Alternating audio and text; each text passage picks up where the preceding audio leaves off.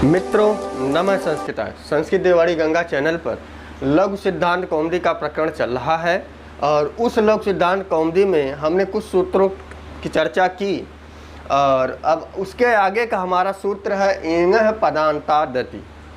सूत्र क्या है? एंगः पदान्ता दति। हाँ, यदि इस चैनल पर प्रथम बार है, चैनल को सब्सक्राइब कीजिए और यदि यह वीडियो पसंद आए तो वीडियो को लाइक और शेयर अवश्य करें। तो एंगः पदान्तति, यहाँ पर हमें एंगः को समझना है कि यह सूत्र करता क्या है। पहली बात, यह पूर्व रूप करता है। अभी तक इसके जो है हमने पूर्व के सूत्रों में पढ़ा था पर रूप, लेकिन यह सूत्र क्या करेगा?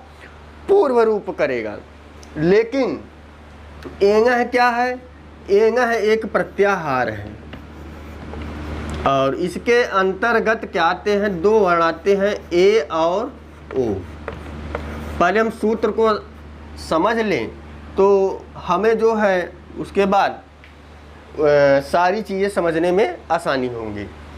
एंगः से क्या हो गया? ए और ओ। पदान्तात माने पद के अंत का हो।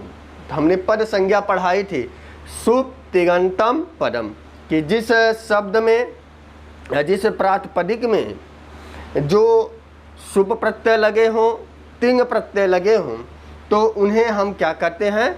पद कहते हैं। तो पदान्तात माने एंगः पदान्तात माने पद के अंत का। अति माने अ। अति माने क्या होता है? अ। अति से किसका बोध हो रहा है? अ का बोध हो रहा है।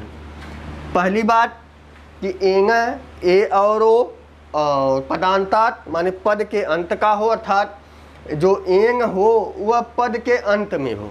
यहाँ तक समझ में आ गया। अति अर्थात यह अवर्ण पर में हो। क्लियर हो गया। अब इसकी थोड़ी सी हम वृत्ति पढ़ेंगे तो वृत्ति के माध्यम से यह हमें पता चलेगा कि हमें इस सूत्र में समझना क्या है। तो दिया है पदान्तात कि पद के अंत में एंगः, पद के अंत में क्या हो? एंगः हो।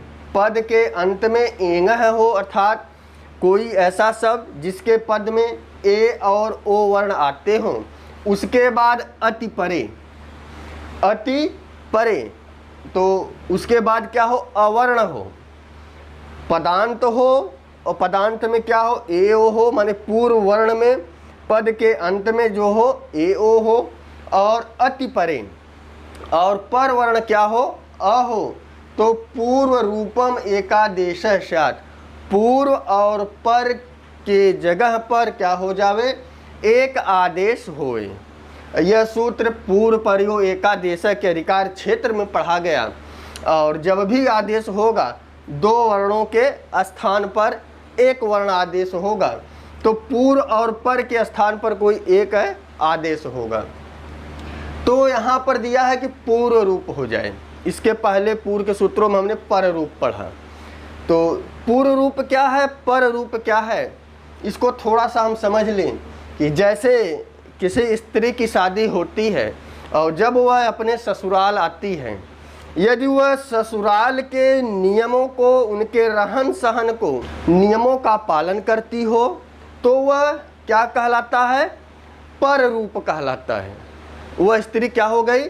पर रूप हो गई कि वहाँ से आई और अपने जो है एक नए माहौल में एक नई संस्कृति को धारण की या उस संस्कृति में ढल गई, यह पर रूप है।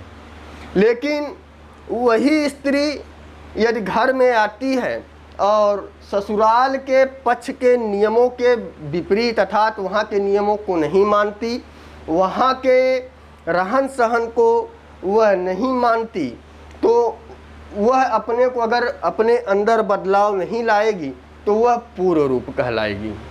वह क्या कहलाएगी? पूर्व रूप। अर्थात जिस अवस्था विशेष में हम स्वयं को परिवर्तन कर लें या सामाजिक घटनाओं को देखकर या किसी भी हम परिवेश में जाते हों, यदि उस परिवेश के अनुसार ढल गए तो हम पर रूप हैं, यदि नहीं ढल पाए तो हम पूर्व रूप हैं। उदाहरण कैसा लगा कमेंट बॉक्स में अवश्य बताइएगा। तो पूर्व रूप और पर रूप आप समझ गए।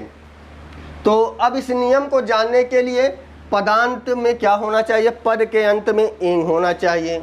और उसके बाद अति होना था, आगे क्या होना चाहिए, अवर्ण होना चाहिए। तो पूर्व और पर के स्थान पर क्या हो जावे, एकादेश अर्थात पूर्व रूप हो जाए, अर्थात पूर्व के वर्ण के जैसा ही हो जाना क्या कहलाता है, पूर्व रूप, और पर वर्ण के जैसा हो जाना पर रूप कहलाता है। तो यहाँ पर अब हम एक उदाहरण लेंगे और उस उदाहरण के माध्यम से समझेंगे। तो वह उदाहरण है हरे प्लस अव। तो यह जो उदाहरण है यह संबोधन में हरे बनता है कि हे हरि अव हमारी रक्षा करें, हे हरि हमारी क्या करें, अव हमारी रक्षा करें। तो यहाँ पर देखा गया यह जो हरे में एकार दिखाई पड़ रहा है वह पद के अंत का है, अर्थात संबोधन में हरे रूप बनता है। तो जैसे संबोधन में क्या बनेगा, हरि हरिम हरिणा हरे हरे हरे हरऊ हरे। तो यह जो संबोधन का चिन्ह क्या है, संबोधन में हरे बनता है। क्लियर हो गया। तो हरे और हे हरि हमारी रक्षा करें।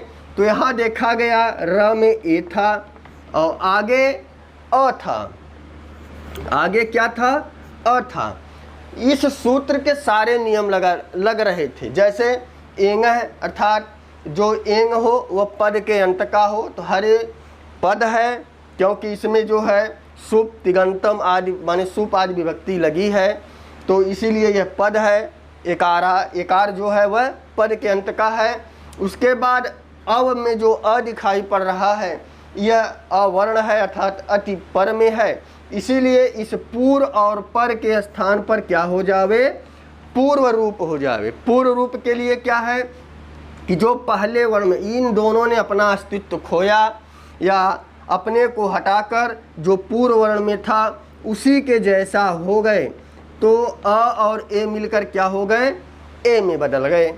तो अब यहाँ पर देखा गया हरे प्लस अव, जब इसको हम वर्ण सम्मेलन करेंगे तो यहाँ पर र हलंत हो जाएगा और इधर क्या बचा था, केवल वह बचा था, क्योंकि अ और ए मिलकर क्या हो गए, ए में परिवर्तित हो गए। जब इसको हम मिला देंगे तो क्या बनेगा, हरेव बनेगा। क्या बनेगा, हरेव बनेगा। लेकिन संस्कृत भाषा में, अर्थात संस्कृत में एक पुरानी परंपरा है, अर्थात संस्कृत के आप कोई भी साहित्य उठा लीजिए, चाहे वो लौकिक हो चाहे वैदिक हो, तो जहाँ पर पूर्व रूप होता है वहाँ पर अवग्रह लगाने का नियम है। ऐसा पाणिनि महोदय ने किसी भी सूत्र में ऐसा विधान नहीं किया है, लेकिन पुरानी परंपराओं का हम अनुसरण करते हैं। तो यहाँ पर हम क्या करेंगे, जब अवग्रह लगा देंगे तो क्या बन जाएगा, यहाँ पर बन जाएगा हरेव। दोनों रूप सही हैं, आप इसको लगा भी सकते हैं और आप इसको नहीं भी लगा सकते, यह आपके ऊपर है। लेकिन हम परंपराओं को मानते हैं तो इसीलिए हमें अवग्रह का प्रयोग करना चाहिए। दोनों रूप सही हैं, हरेव हरेव, दोनों का उच्चारण एक ही होगा। अब हम आते हैं एक और उदाहरण लेते हैं, और दूसरा उदाहरण है विष्णु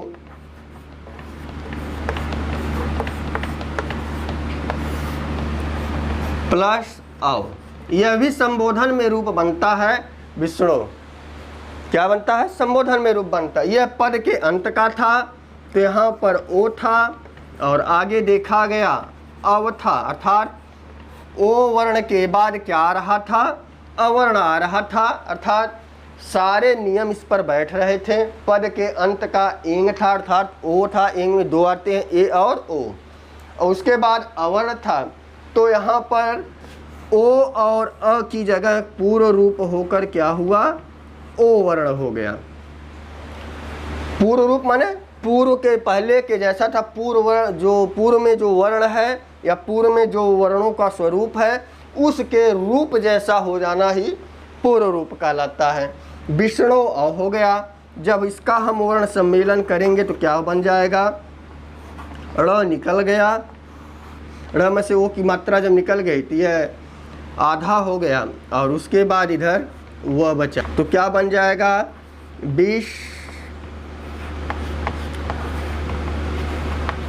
नया शब्द बनेगा विष्णु। आप अवग्रह का प्रयोग कर भी सकते हैं और नहीं भी कर सकते हैं, हमने पूर्व के उदाहरण में इसकी चर्चा की।